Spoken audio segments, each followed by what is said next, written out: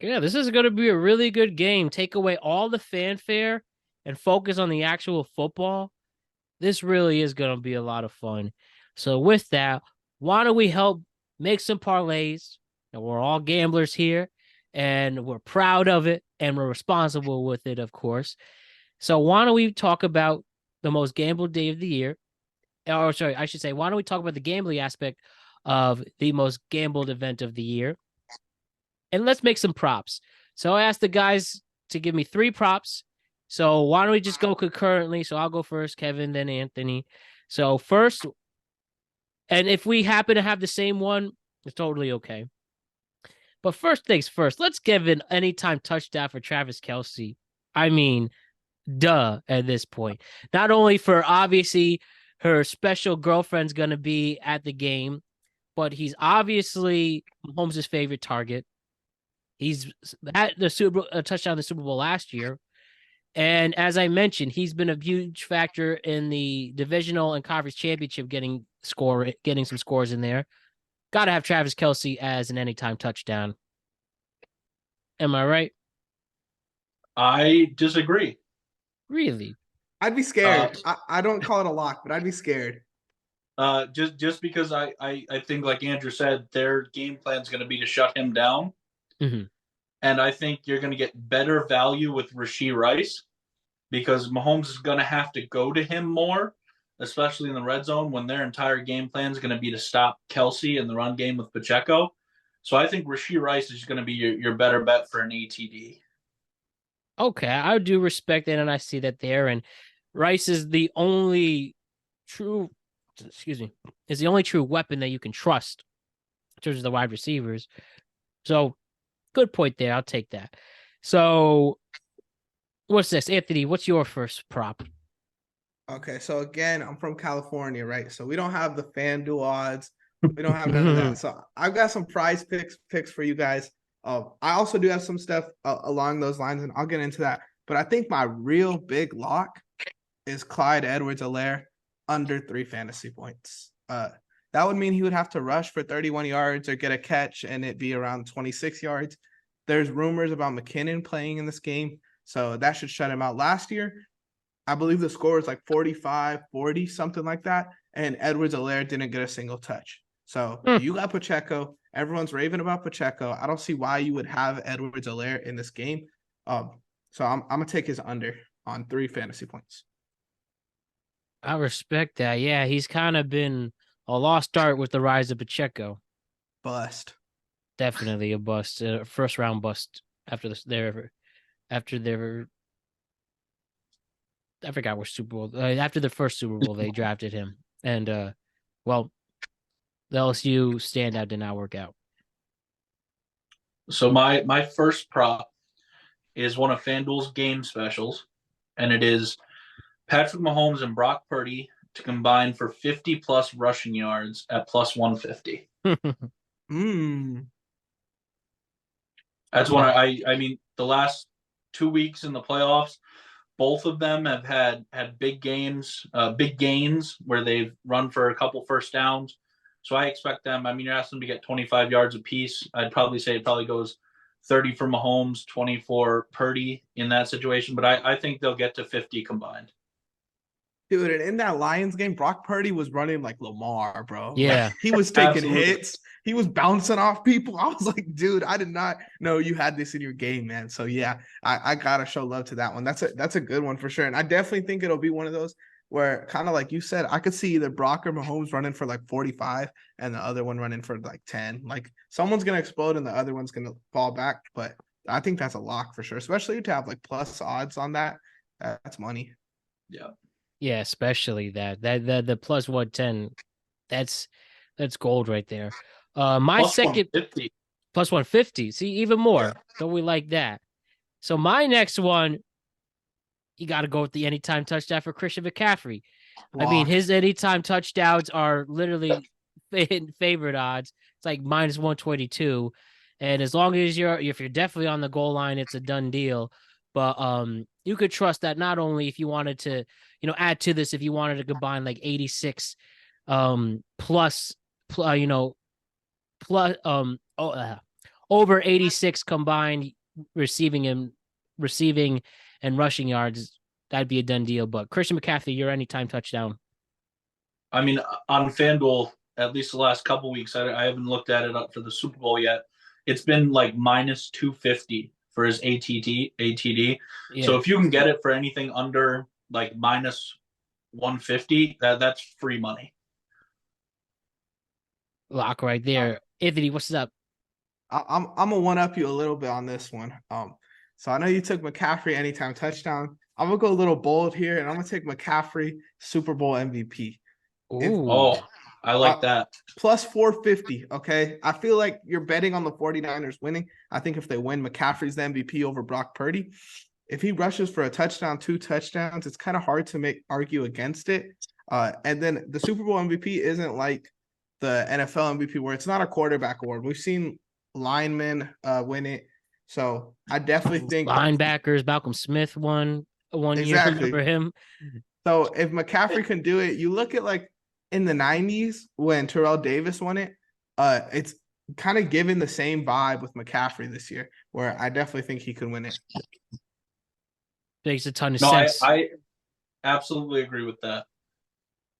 And if they win. I think the only way I lose is if the Chiefs win. It's only happened once the losing team had the Super Bowl MVP on it for the Cowboys. I can't remember the top of the head, but I know it was a Cowboys loss. I think it's said to the Steelers, like Super Bowl 6 or 7. No. Anyways, but it only happened once. Howley. But that's Chuck Howley. See, there you go. This isn't one of my predictions, but just can you imagine? Say that Kelsey somehow won the Super Bowl MVP, and I looked it up. No tight ends ever won the Super Bowl MVP before. So you're telling me that he would get the Super Bowl MVP and his girl wins Album of the Year for the Grammy Award? That's a power couple. It's as powerful as you get. You literally Jay-Z and Beyonce. Yeah, you could argue that's better there because they're both musicians. This is completely different walks of life coming together like that. Oh boy. So my second prop. Yep. My second prop, like I said, I think Kelsey's going to get shut down in the red zone. I still think he's going to get yards, and I think Kelsey over 90 yards at plus 230 is a great pick. Ooh. I like the odds on that. I thought you were about to fade Matt. No, not today, bro. I like Kelsey at plus 230 for 90 plus yards. I mean, because he's still going to catch the ball. I mean, last week he had almost, I think, what was it, 6 for 87 in the first half. Yeah. So I mean, I especially if it's a close game, he's going to get a lot of the touches towards the end of the game, and I think 90 plus yards is a solid prop for him. So my final prop, though, if you're going off of last game, it did not work out. For some reason, he didn't really perform in the NFC Championship. But I think he truly is. I think they have one of the most underrated combos in the league is Purdy to Kittle. I say give Kittle over 50 receiving yards. Like I said, he did not really perform that well against Detroit, but I do think he could stick out. He played well in the Super Bowl before. If he did make that reception early in the fourth quarter in the last Super Bowl, we would be talking about the 49ers winning that game. But I do think he's a big game tight end, and I would be almost like poetic justice. The world's talking about one tight end and somebody who's legitimately on his level, him having the game of his life. And you could even argue 50 might be kind of low, but to play it safe right now at minus 166, give me George Kittle over 50 receiving yards. I do like that. For me, I think that depends a lot on, has anything come out about Willie Gay? I know he got hurt last week. So at this moment, Willie Gay's actually not listed on the injury report. Okay, because he got hurt last week, and yeah. If he wasn't playing, I'd even bump that up to 75, 80 yards for Kittle. But I think 50, even with Willie Gay playing, is a solid pick. I like it. I'll go into my next one. This is the one I feel the most confident about. Okay, we're going back to prize picks. It's kind of like yours, Spanks. Pacheco and Ayuk under 153 and a half yards. So I'm thinking if the 49ers are up, it's going to be all McCaffrey, so no Ayuk, and it's going to be Mahomes throwing the ball, so no Pacheco. So I'm kind of banking on the 49ers to win here. But I really like the only way it gets screwed up is if Pacheco has like one of those Pacheco games where he's the angry runner. He's running like he bites people, you know. So yeah, running like a kid trying to get to the lunch line. Yeah, exactly. So that's the only way. But I really like this line a lot. 153 and a half that's a lot of yards for a wide receiver too, and for a running back going against Nick Bosa. That's 70, little over 75 apiece. So my last prop is another one of FanDuel's game specials. And I think this, even with the really great offensive lines, I think this one's another lock. And it's crazy the odds they're giving you on this. It's Chris Jones and Nick Bosa to each record one sack for plus 350. Really? That actually sounds like a steal.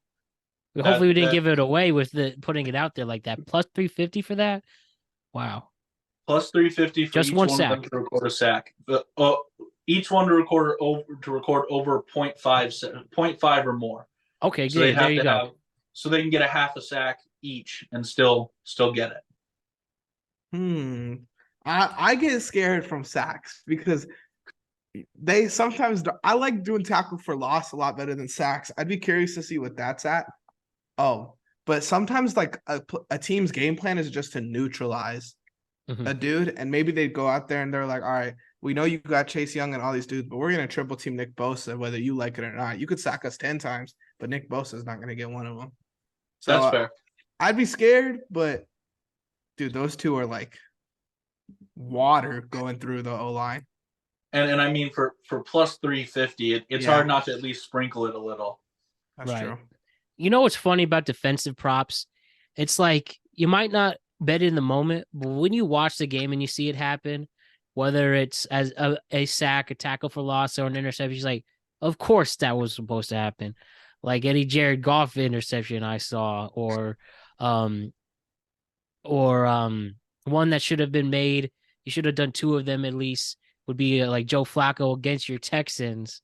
Saw that one come in. Like that's what's funny about defense props is you might not like it in the moment, but then when you watch the game, it happens. You're like, wow, that was kind of obvious from the start.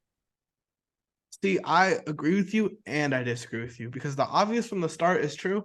But then I feel like whenever I bet them, it never happens. Like they never hit. They never do. Right. I did Rams, Lions. I took Aaron Donald to get, I think it was a half a sack or something like that. When I tell you they were quadruple teaming Aaron Donald because I took the over. Like that was the only reason. I had a prize picks for wild card weekend. It was like 1,000 to win 10,000, and all I needed from the Tampa game was over half a sack for Vita Vea.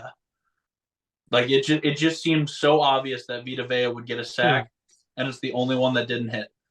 And it hurts, bro, because like usually, like as someone like I never played football, so I feel like whenever I talk to football players, they're like, "Oh, like I always watch the D line." As someone who never watches the D line versus O line battle, when you bet on it, obviously you're watching it, and it's the most fucking frustrating thing because it's like you're a triple team, get the fuck out of it, you know? It like he like finally gets through and they sling it. I'm like, fuck. I was an all-state offensive lineman, so I always watched the offensive line.